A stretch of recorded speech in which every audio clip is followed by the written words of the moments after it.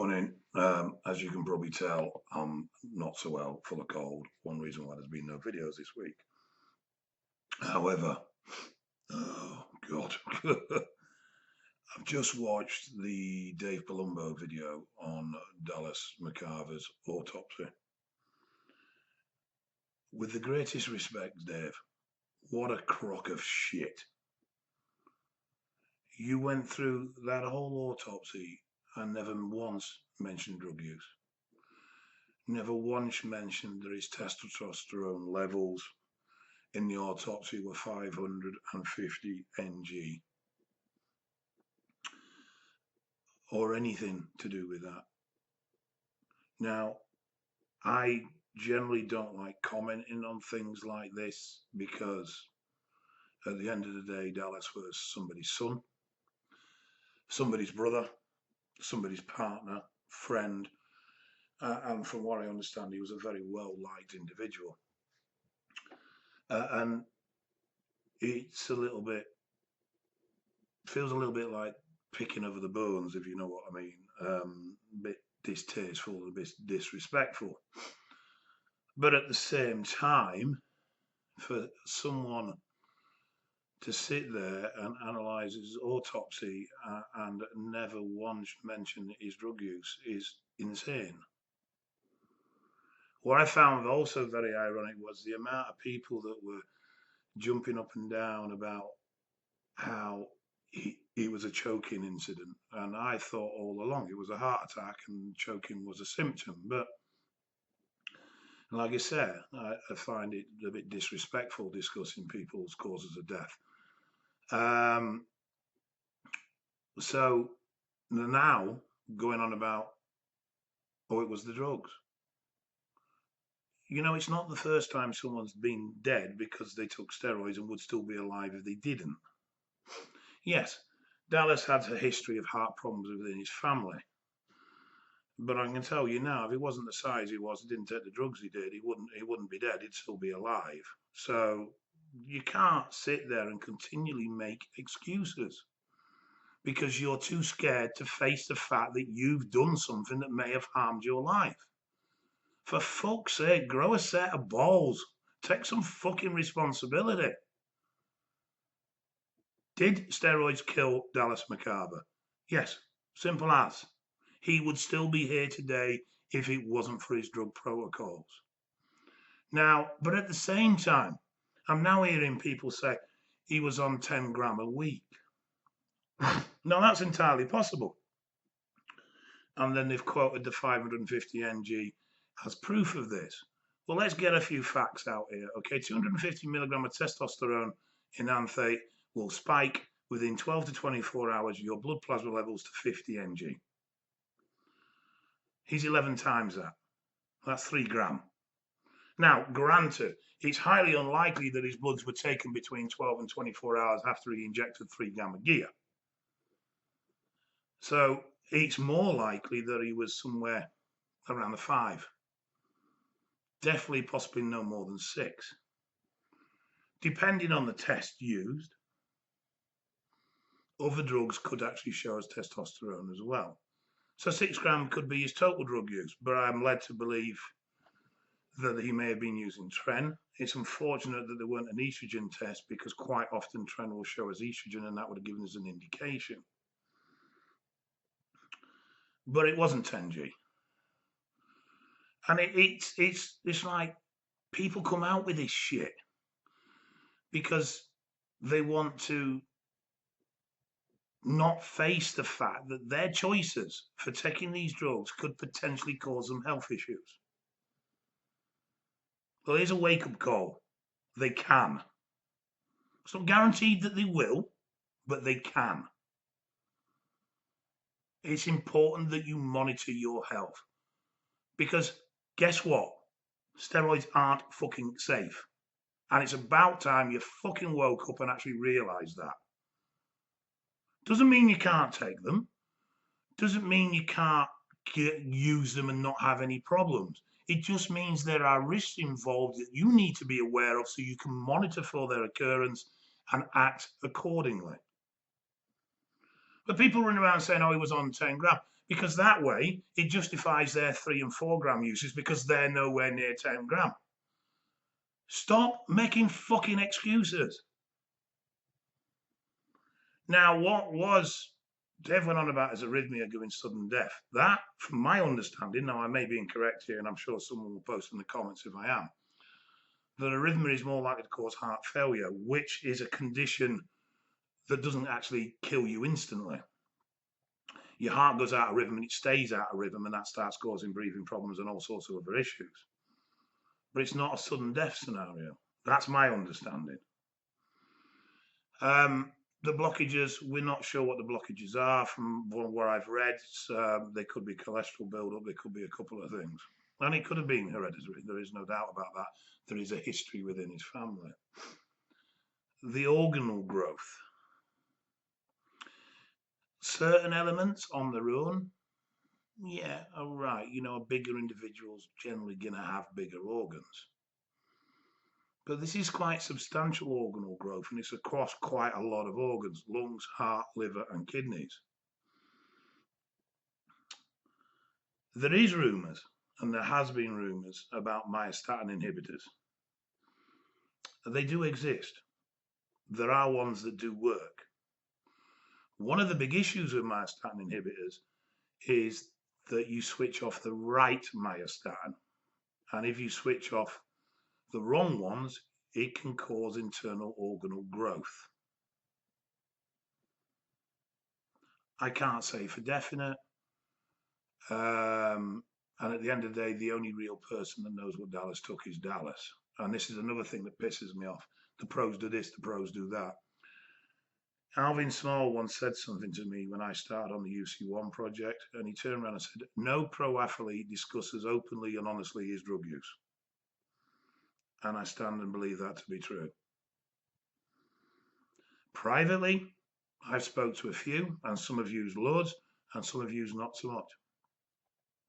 Retired athletes, a slightly different story.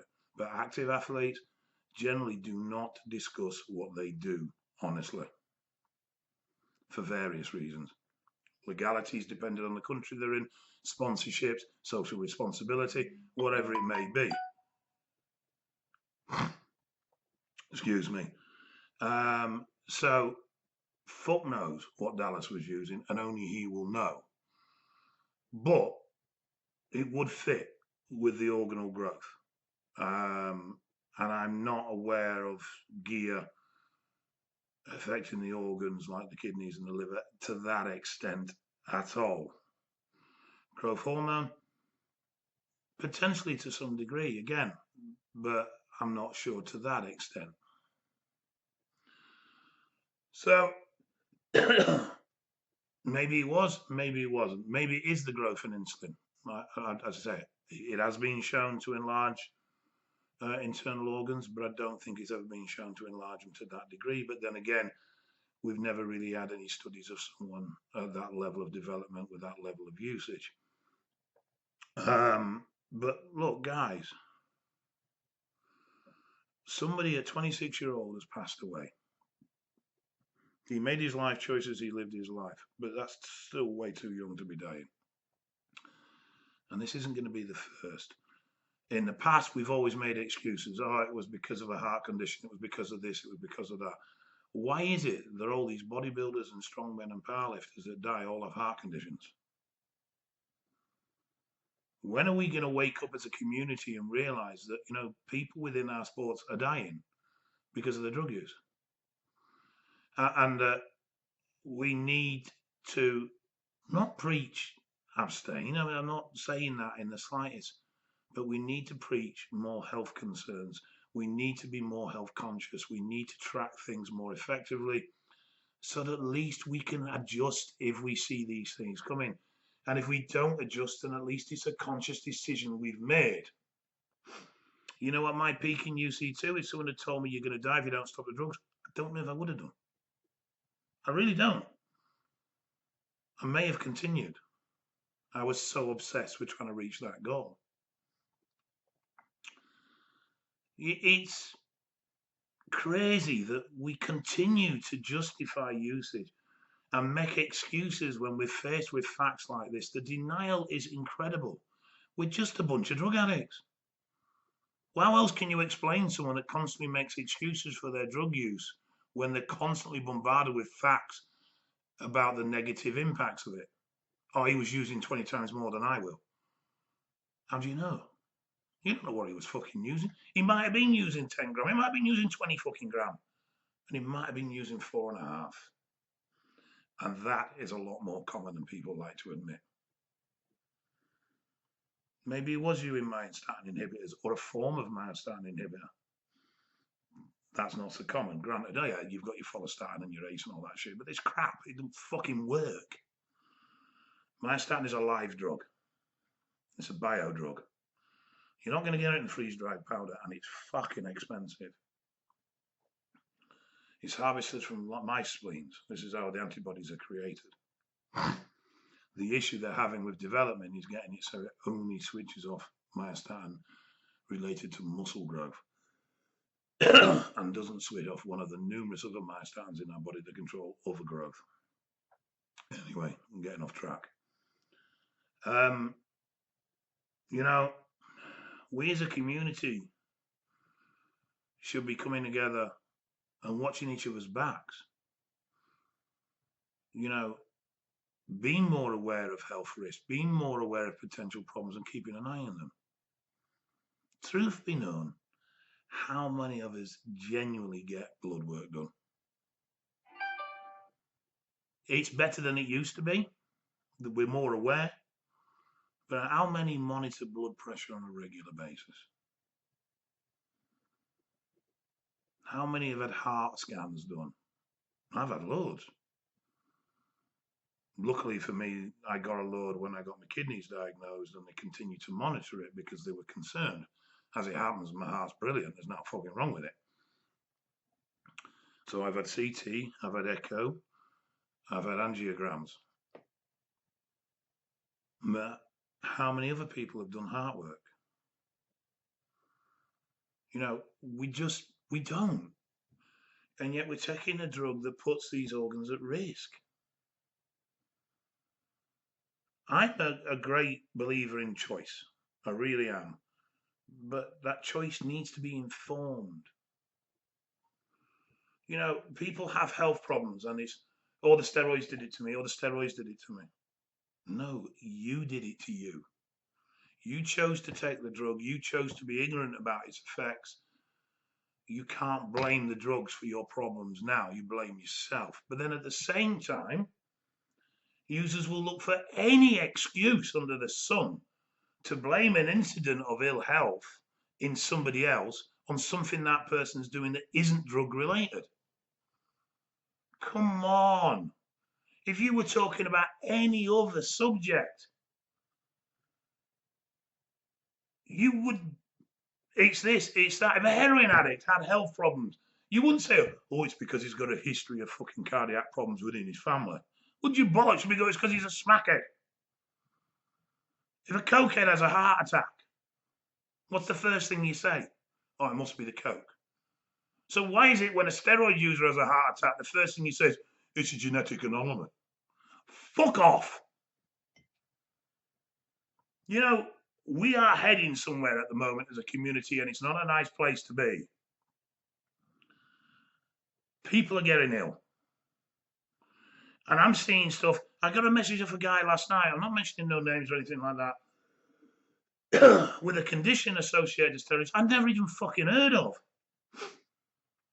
And with far-reaching implications. And I was like, well, this must be very rare. And he actually said, no, the specialist who was under said he's seen a growing number of young men attending his clinic for this quite serious condition, which normally is only associated with females in hormonal change. And it's like, fuck, that's something I never even knew about. You know, Richard Pope came out with something a while ago, and he turned around and said, we are at the point with steroids as we were with tobacco when we turned around and went, oh, hang on a minute, there might be a fucking problem here. When are you going to get it through your thick, fucking numb heads that these drugs are not safe? How many more people have to die before we start looking at what we do and we take precautions? I know a guy who's 72, used gear all his life, fit as a fucking fiddle, cracking physique. If I'm still alive at 72, which I highly doubt, I'd be honoured to look like that guy. Why? Because he was sensible, because he took blood tests, because he checked his health. And we've got guys like Dallas at 26 who are now dead. But it's not just the big pros that are dying. There are other people passing away and having serious health complications because of their drug use at young ages. Infertility is at its highest in the under 30s. It's ever been through steroid use. Now, most of us just go, it don't fucking matter. Just go on TRT. We don't know the long-term effects of using the UGL. Fuck me, academia is still arguing over fucking pharma-grade TRT. And that's at the correct doses, not the 250 mg you're fucking taking. I know I'm ranting. I love bodybuilding. I love training. And it frustrates me that people are having these problems that could be avoided by just being sensible. I'm not saying don't use. Just be sensible. Be aware of the health implications. Keep an eye out for them and check them. That's all I'm asking. Be responsible. Nothing more. Right, rant over. Bye.